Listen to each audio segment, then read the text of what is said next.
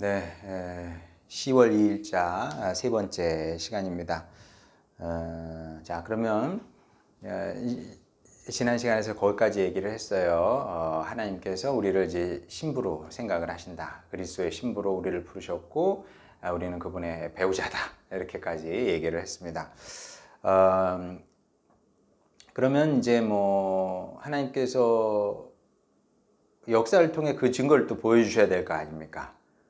예, 쉽게 말해서 너 내 신부, 너 내 신랑, 그리고 끝나면 그 아무 의미 없는 거잖아요, 그렇죠? 예, 그러니까 너는 내 신랑이고 내 신부니까 너는 나를 위해서 이렇게 해 하고 이제 그 요구 사항만 있으면은 사실 이건 뭐 아무것도 아니거든요. 자, 근데 하나님은 이제 그러지 않으셨다는 거죠.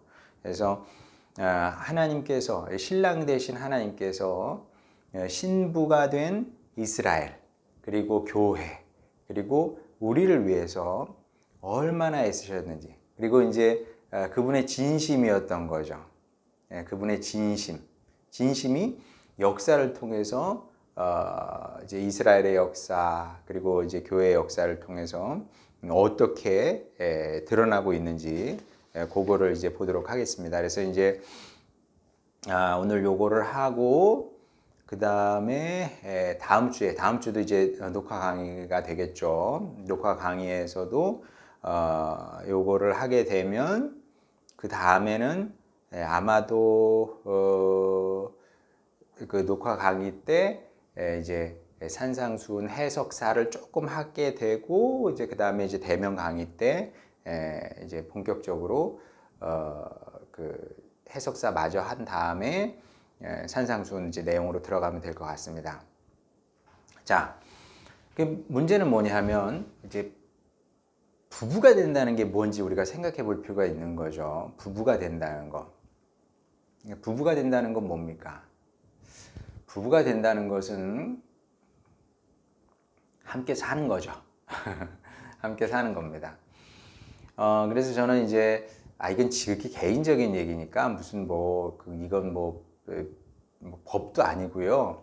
뭐 반드시 이래야 된다는 건 아닙니다만은 원칙적으로 부부는 같이 사는 게 맞습니다. 그러니까 이제 무슨 그 이유가 있어서 주말 부부로 살기도 하고 뭐 기러기 부부로 살기도 하고 그럽니다만은 그게 뭐 틀렸다 잘못이다 뭐 이런 얘기는 아니에요. 오해하지 마시기 바랍니다. 살다 보면 여건이 안 되면 그럴 수도 있는 거죠.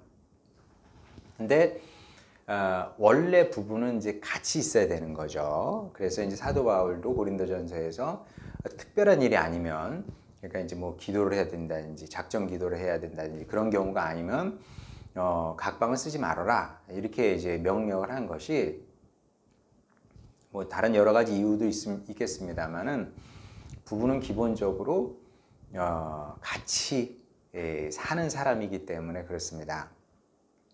자, 그러면 자, 하나님께서 우리를 신부로 부르셨어요. 그러면 이제 어떤 결론이 나요? 하나님은 우리와 같이 살아야 되는 거예요. 자, 근데 보통은 사람들이 하나님 어디 계셔? 라고 말하면은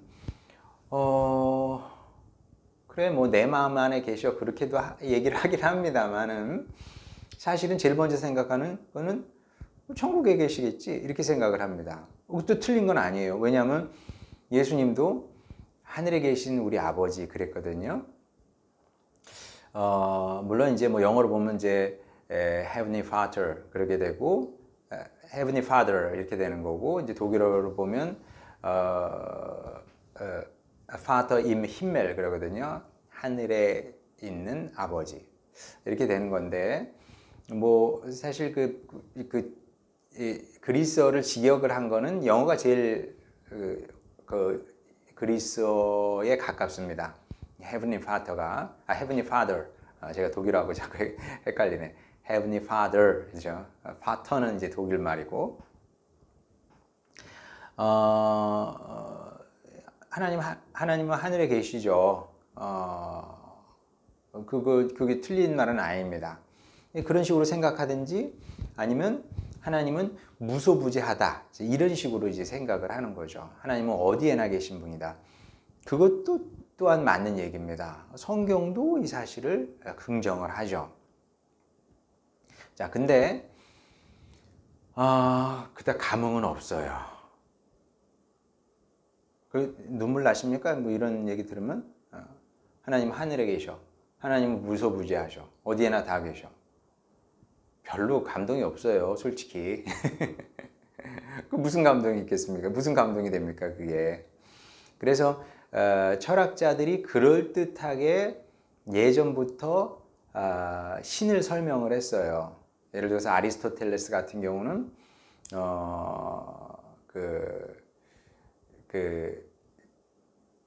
하나님을 어떻게 표현했냐면 부동의 동자다, 그렇게 설명을 했습니다. 부동의 동자라는 것은 무엇이냐면, 쉽게 얘기하면 아리스토텔레스가 생각을 한 거죠.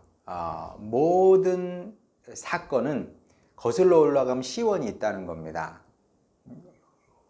그럴 수밖에 없겠죠. 뭐 예를 들어서 공이 지금 막 굴러가고 있습니다. 누군가 발로 찼겠죠. 아니면 손으로 던졌겠죠. 그러면 그 사건을 일으킨 그 동자, 그러니까 움직이게 한 사람이 있을 거 아닙니까? 자, 마찬가지로 인류의 시초를 쭉 거슬러 올라가게 되면 그 끝에 신이 있는데, 그 신은 신이기 때문에 신을 있게 만든 존재는 없는 겁니다. 신이기 때문에, 신은 스스로 존재해야 되기 때문에 그 신이 모든 이후의 사건을 일어나게 만들었다는 거죠. 그러니까 신이 뭐 어떤, 말하자면 도미노를 탁 치면은 쫙 타라락 위에 쓰러지는 것처럼, 그렇게 첫 번째 일을 딱 했다는 거죠. 그 첫 번째 일은 무엇이냐면 이제 세상을 만들고 질서를 부여한 겁니다. 뭐 봄이 오고 여름이 오고 가을이 오고 겨울이 오고, 무거운 것은 위에서 떨어지고, 땅에서는 물이 솟게 만들고, 이런 자연 질서를 만들고, 하나님은 저 먼 곳에서 더 이상 세상에 개입하지 않고 쉬고 계시다는 거죠. 이게 이제 아리스토텔레스의 신이해인데, 듣고 보면 그럴듯합니다. 아리스토텔레스뿐만 아니라 모든 철학적 신론들이 다 그래요.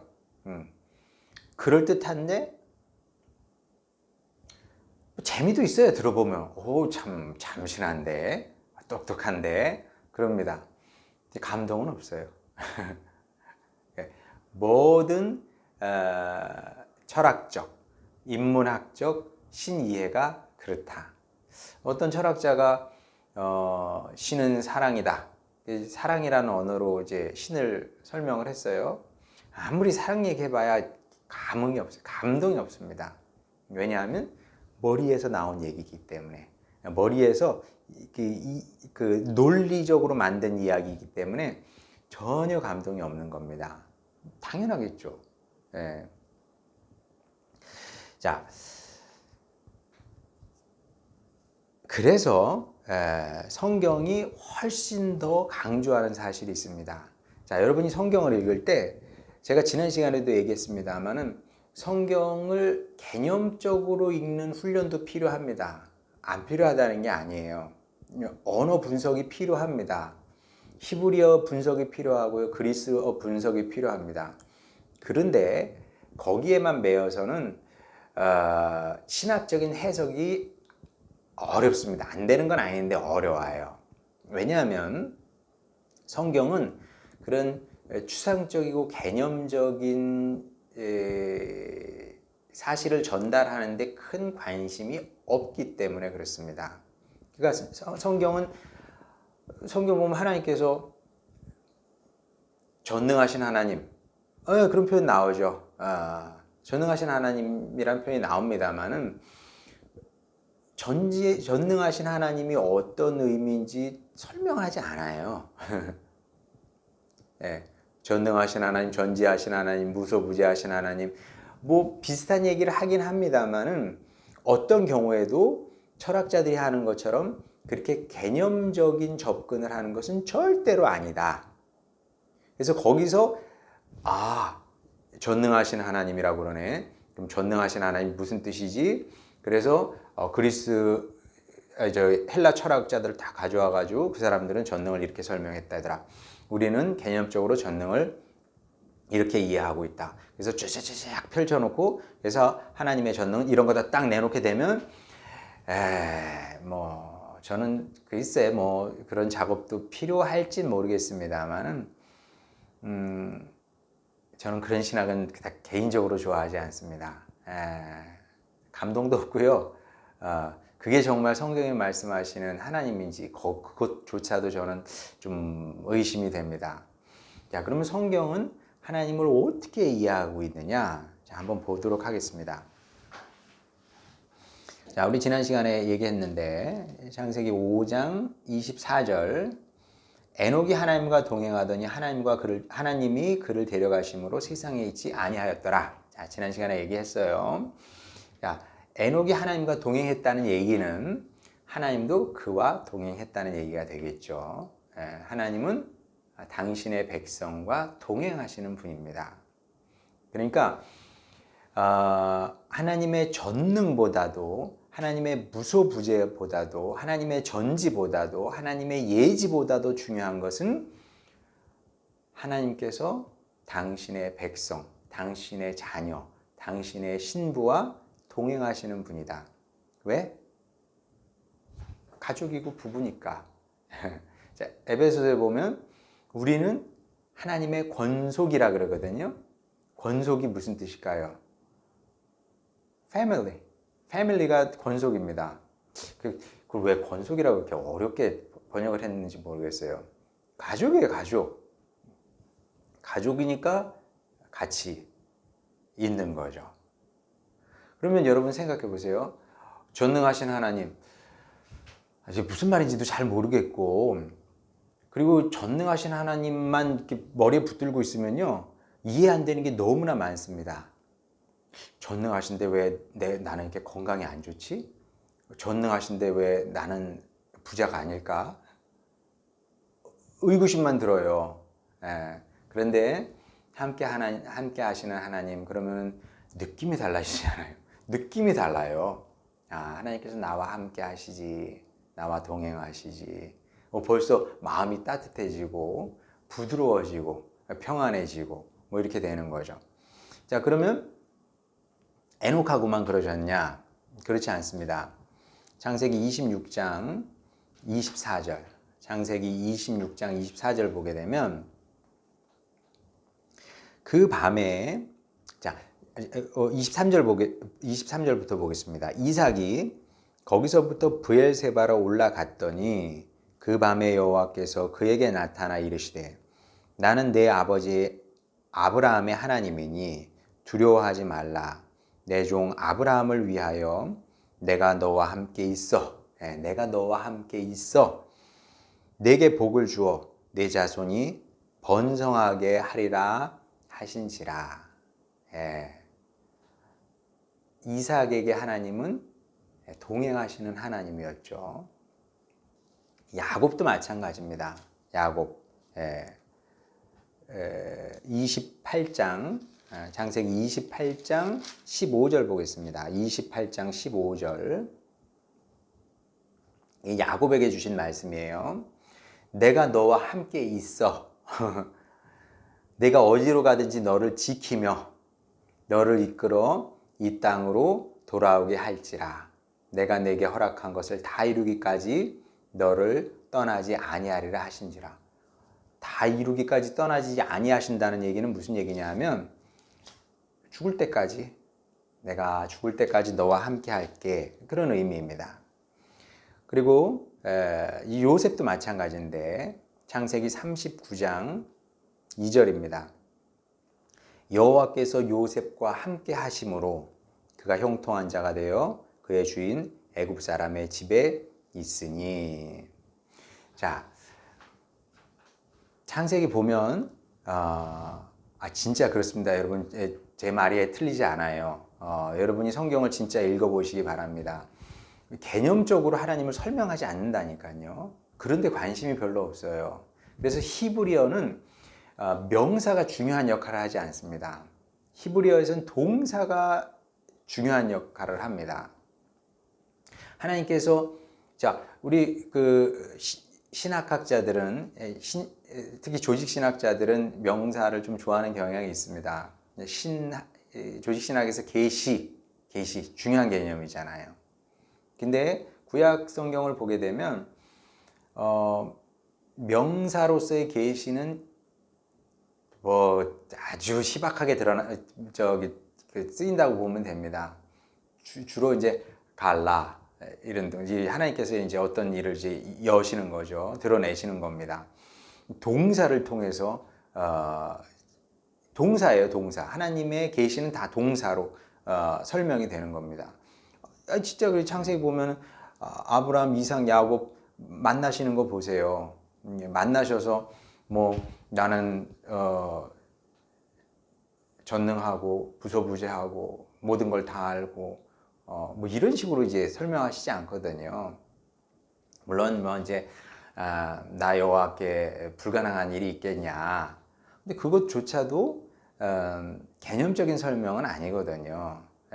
개념적인 설명이 아니고 너 나를 믿어 그런 의미지 하나님의 전능을 드러내려고 전능을 보여주려고 알려주신 것은 아니거든요. 그래서 특히 구약에서는 뭐 사실 신약도 마찬가지입니다만은 신약도 마찬가지예요. 신약도 마찬가지고 아까 전 시간에 진리 얘기도 했습니다만은 특히 요한복음 말씀하는 진리는 그리스 철학자들이 말하는 진리가 아니고요. 히브리 성경에서 말씀하는 진리입니다. 에멧, 참이죠, 참. 신실, 그걸 얘기하는 겁니다. 그래서 그것이 그러니까 이제 제가 이제 독일에서 공부할 때 이제 클라퍼트 교수님이 저에게 주문했던 것 중에 하나가 뭐냐면 신약 성경을 읽을 때도 반드시 델리치라는 구약학자가 신약 성경을 히브리어 성경으로 번역을 했어요. 히브리어로 번역을 한 책이 있습니다. 제가 지금 가지고 있는데 비교해서 보라는 거죠. 비교해서 보게 되면 훨씬 더 의미가 잘 드러난다는 겁니다. 그러면 이제 제가 어렸을 때 예수님 안에 요한복음 보면 은혜와 진리가 충만하더라 그랬거든요. 진리만 나오면 막 머리가 쥐가 나는 거예요. 은혜와 진리가 충만하다. 도대체 뭐야? 뭐야? 그걸 이제 자꾸 신학생 때는 그때만 해도 지금은 좀 그 신학계의 분위기가 달라졌습니다만 그때만 해도 이제 불트만의 영향도 강하고 막 그래서 그리스 개념적으로 그러니까 이제 로고스 그러면은 이제 로고스는 전형적인 그 그리스 철학의 개념이거든요. 그걸 가지고 와서 로고스를 해석을 하려고 하는 겁니다. 그 해석이 안 되는 거죠. 그 로고스는 그리스 철학자들이 말했던 그 로고스가 아니고 창세기에 나오는 다바르거든요. 다바르로 봐야 돼, 다바르로. 그 로고스로 읽으면 안 되고 그리스 철학의 로고스가 아니고 은혜와 진리도 사실은 마찬가지인데 진리가 거기서 이게 이해가 안 됐던 게 자꾸 이제 그리스 철학을 가져와가지고 그 진리가 뭐냐. 빌라도가 예수님을 향해서 진리가 뭐냐고 묻잖아요. 전형적인 그리스 로마 철학적인 질문이거든요. 예수님께서 할 말이 없는 거죠. 뭐라 그럽니까 거기다 대고. 사실 예수님이 진리인데 신문 받는 입장에서 내가 진리다. 그 사람 묻겠죠. 자, 예수님 안에 은혜와 진리가 충만하다는 것은 무엇이냐면 은혜는 뭐 은혜인 거고 사실 은혜는 그 헤세드예요. 헤세드 그리고 에멧 그렇게 되는 겁니다. 히브리어로 하면 헤세드 주님 안에 하나님의 사랑이 넘쳐났던 거, 우리를 향한 사랑이 넘쳐난 거고요. 은혜가 넘쳐난 거고 에멧은 무엇이냐면 진리란 뜻도 있습니다만은 참 신실 그런 거거든요. 주님의 그 큰 사랑이 신실함으로 증명이 됐다는 뜻입니다. 그러니까 이게 그 하나님께서 인류와 걸어오신 이스라엘과 걸어오신 역사를 통해서만 그게 이제 무슨 뜻인 줄 알게 되는 거죠. 에멧은 이제 우리를 향한 신실함이니까 옛날부터 말씀해 오시고 약속하신 모든 것들을 예수님을 통해서 이루셨기 때문에 우리는 그 예수님을 보면서 하나님의 사랑하심과 하나님의 신실하심, 약속을 저버리시지 아니하시는 그런 그 놀라운 사건을 보게 되더라는 거죠. 그래서 이제 하나님은 기본적으로 그 역사성, 이야기를 가지고 계신 분이기 때문에 우리 믿음의 조상들을 만나실 때도 다른 방식으로 만나신 것이 아니라 같이 사신 거죠. 사실 말하자면. 왜? 가족이고 당신의 신부이기 때문에 하나님께서 우리에게 해주실 수 있는 최선의 선물은 무엇이냐면 당신 자신이었던 겁니다. 당신 자신. 이게 굉장히 중요한데 왜냐하면 자, 우리 자녀들 한번 생각해 보세요. 자녀들이 아빠, 엄마의 능력을 다 알 수가 없어요. 막연하게 알죠. 그냥 엄마 아빠는 나를 지켜주시는 분이지 막연하게 아는 거지. 뭐 엄마 아빠가 사회적인 능력이 얼마나 되는지 재산이 얼마나 되는지 그걸 어떻게 다 알겠습니까? 모르거든요. 몰라. 모르는데 하여간 엄마 아빠가 내 옆에 있음으로 말미암아 내 인생 최고의 선물인 거죠. 그래서 우리가 자녀를 앉혀놓고 어린 자녀를 앉혀놓고 굳이 우리 자신에 대해서 많이 설명하지 않아요. 그냥 아빠는 이런 사람이고 저런 사람이고 엄마는 이런 사람이고 저런 사람이고 많이 설명할 필요가 없어. 왜냐하면 같이 있으면 되는 거니까. 같이 있으면 돼. 그럼 이제 나중에 아이들이 점차 알아가겠죠. 엄마 아빠 살면서 엄마 아빠는 이런 분이구나. 그 삶을 통해 배우는 거죠. 하나님도 마찬가지입니다. 그런 걸 원하셨던 거죠. 하나님께서 당신 백성에게 주실 수 있는 최고는 뭐냐면 당신 자신이었던 것이고 그래서 동행했던 것이고 그리고 또 사랑을 증명하시기 위해 당신 자신을 십자가에 내어주시지 않습니까? 굉장히 하나님의 사랑은 일관적인 거죠. 이렇게 하나님께서 당신이 하실 수 있는 최고의 것을 이제 우리에게 주신 건데 그게 바로 동행이었다. 그러면서 동행하면서 우리가 이제 하나님을 알게 되는 거죠. 그러니까 그래서 이제 삶이 없으면 하나님을 알 수가 없다. 제가 어렸을 때 신학교 다닐 때 뭐 신학교 선생님들이 그런 얘기를 했어요. 신학은 경험이 필요하고 나이가 필요하고 그래서 그냥 그때는 그런가 보다 했는데 살아보니까 진짜 그렇더라고요. 저도 이제 아이들을 키워보면 아이들이 제 설교를 이해를 하겠어요? 못하겠어요? 못하지. 왜냐하면 삶이 없으니까. 이제 그런 기도는 하죠. 주님, 제가 주님께서 이렇게 삶을 허락해 주셔서 조금이지만 아주 조금은 제가 뭐 하나님을 아는 지식이 얼마나 되겠습니까?